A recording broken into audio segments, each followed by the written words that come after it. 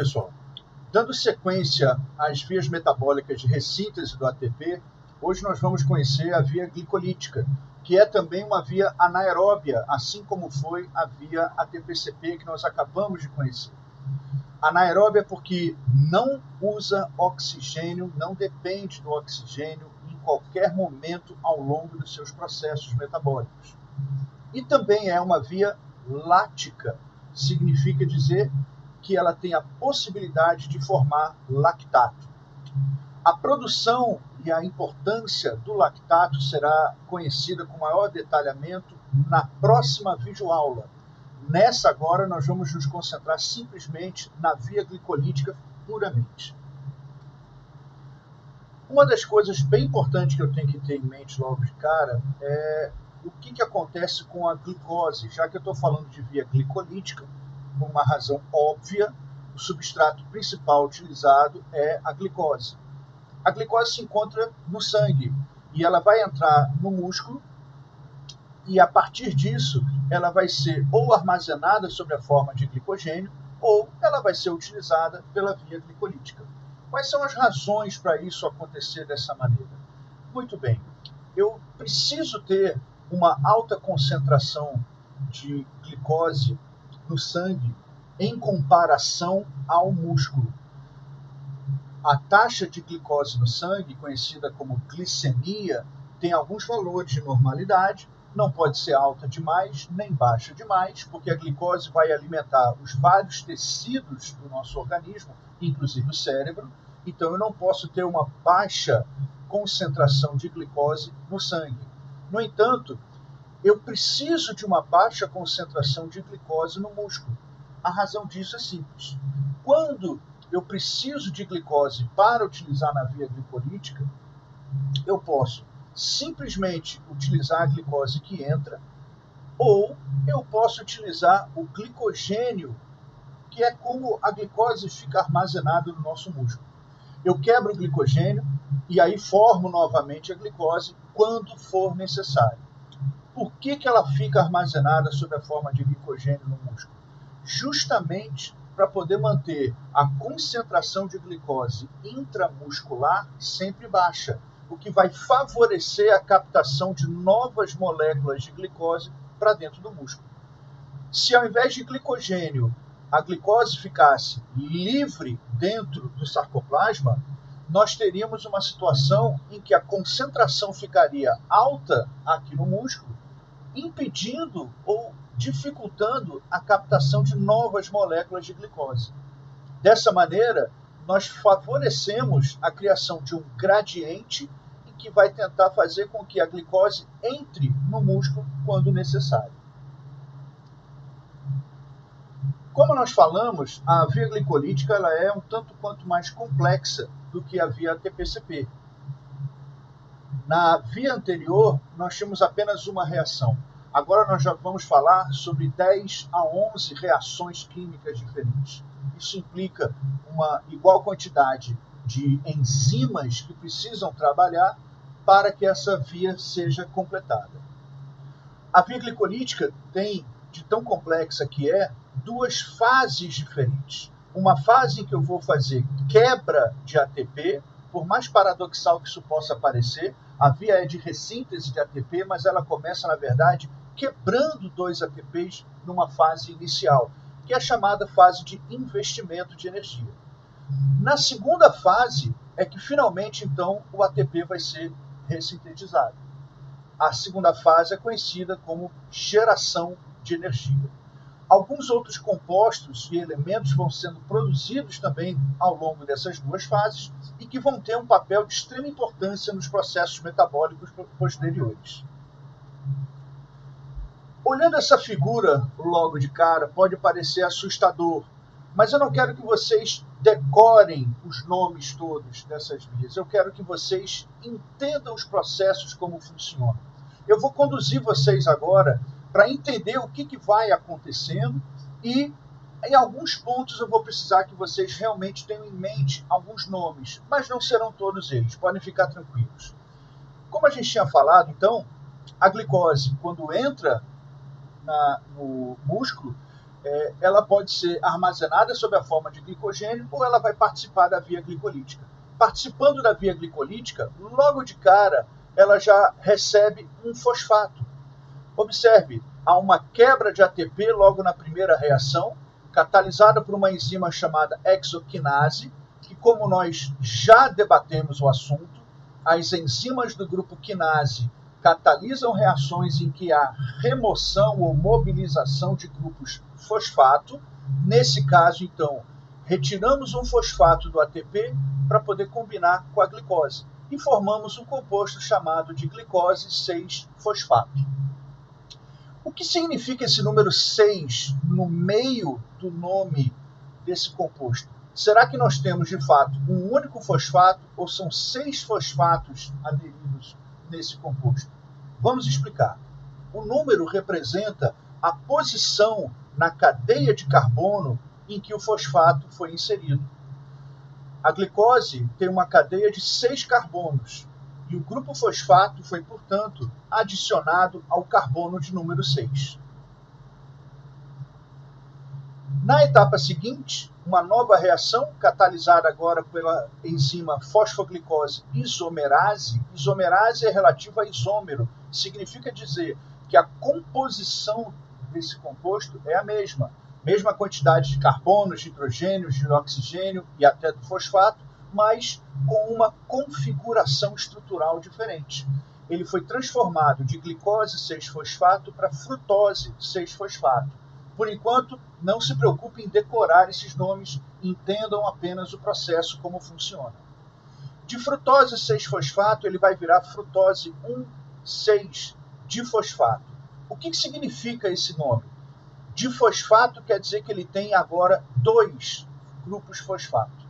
Eles se encontram no carbono número 1 da cadeia e o outro no carbono número 6. A enzima que vai catalisar essa reação é a fosfofrutoquinase, conhecida como PFK. A fosfofrutoquinase é mais uma enzima do grupo quinase, ou seja, atua catalisando reações em que há remoção ou mobilização de grupos fosfato. De onde veio esse fosfato? De uma nova quebra de ATP. Pegamos um fosfato, formamos ADP desse lado e esse fosfato entra aqui. Gente, essa é a enzima mais importante da via glicolítica. Eu costumo fazer uma brincadeira com as turmas, dizendo que no dia da formatura de vocês, ao serem chamados para receber o diploma, vocês devem responder essa pergunta. Qual é a enzima mais importante da via glicolítica?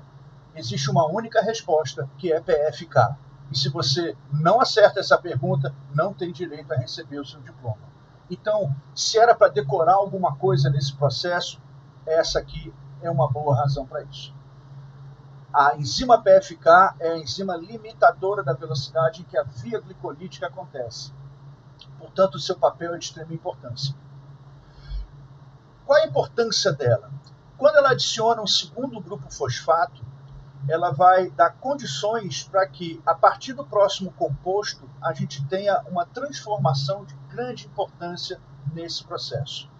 O gliceraldeído 3-fosfato mais dihidroxiacetona fosfato. Nós temos aqui um composto ainda com 2 fosfatos presentes. E encerramos a fase de investimento de energia que apresentou a quebra de 2 fosfatos.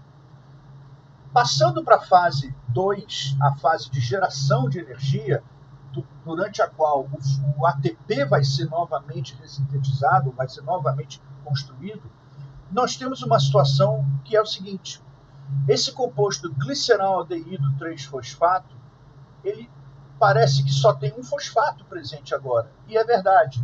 Isso acontece porque, na verdade, o composto anterior foi quebrado ao meio. Então, tudo que acontece nessa via acontece em duplicata. Para não deixar essa imagem do slide tão poluída, tão cheia de informação em duplicata, nós vamos utilizar apenas esse lado da via. Mas é importante frisar e que vocês não se esqueçam que tudo que aparece na tela agora acontece em dobro. O gliceraldeído 3-fosfato recebe um fosfato livre, e, a partir disso, forma o 1,3-difosfoglicerato. Importante a gente perceber que a enzima que atua nessa transformação chama-se gliceraldeído 3-fosfato desidrogenase, o que significa dizer que ela remove hidrogênio desse composto gliceraldeído 3-fosfato. A partir desse composto, a gente vai utilizar um desses fosfatos para se juntar ao ADP e finalmente então formar o nosso primeiro ATP da via glicolítica, através da enzima fosfoglicerato quinase, mais uma vez mobilizando um grupo fosfato. Formo a partir disso 3-fosfoglicerato, que a partir de uma enzima de mutação, a fosfoglicerato mutase, novamente a composição química é a mesma, mas a configuração estrutural muda. O grupo fosfato migra do terceiro para o segundo carbono da cadeia, não precisam decorar nada disso.